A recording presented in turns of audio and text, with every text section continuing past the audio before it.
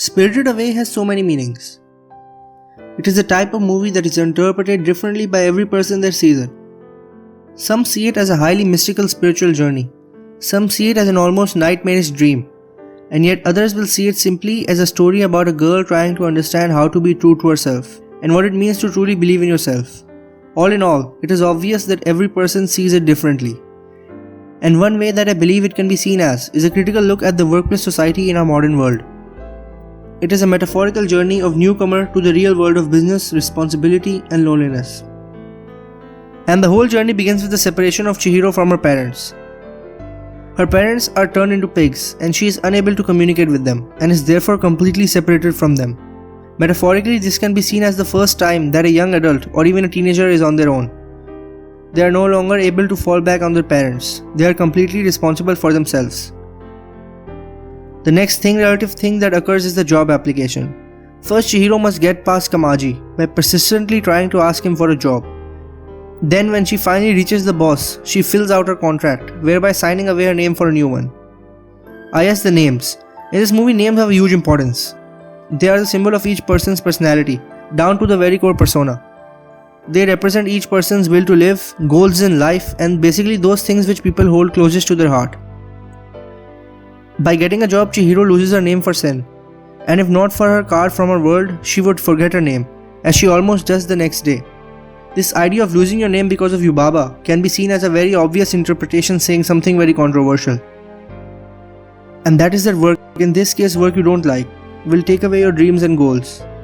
Yubaba, the boss and representation of the money-grubbing business world, will steal your name, a symbol of your goals and dreams, as well as your understanding of your very own self. Work is a destroyer of dreams. Work shall reduce your goals to nothing more than a simple wish for freedom. And freedom is what the other characters do wish for, yet not directly. They wish only to get on the train. The train is probably the largest symbol in the movie, excepting perhaps the names. In this movie, the train is the universal symbol for freedom, change, and moving on. It is the escape that all so desperately dream for.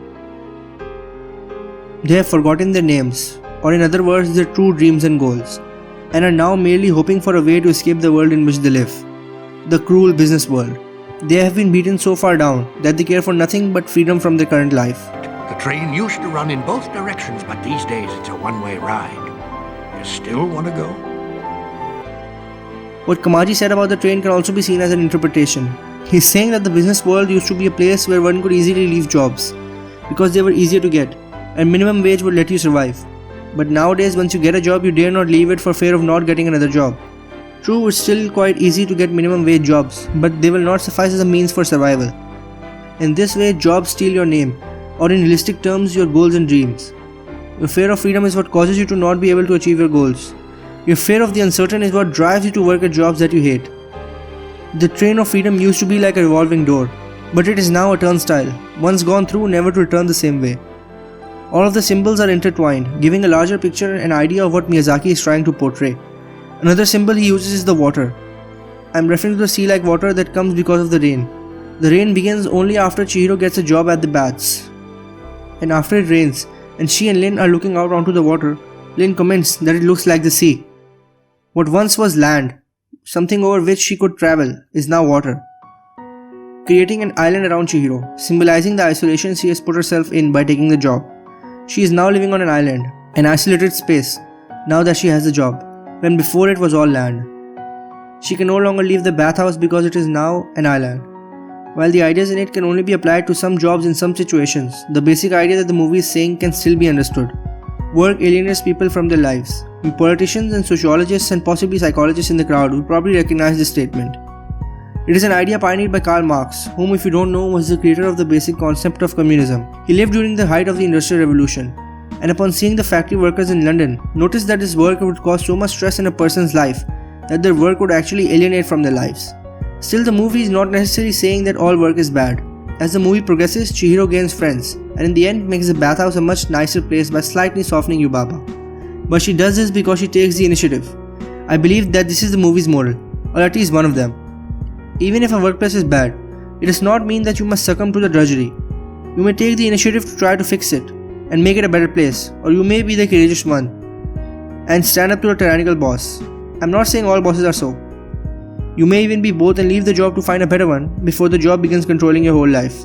Chihiro basically does all of these things, and in the end is a much happier and confident person.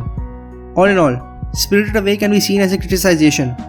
Fine, I admit it's not a real word, but it works, of modern society's work life. While Spirited Away can be interpreted in so many different ways, one definite understanding is that it is a look at today's business world and how much it has changed into an impersonal, cruel and harsh place full of misery. But not saying that all work is so. At least that's what I think.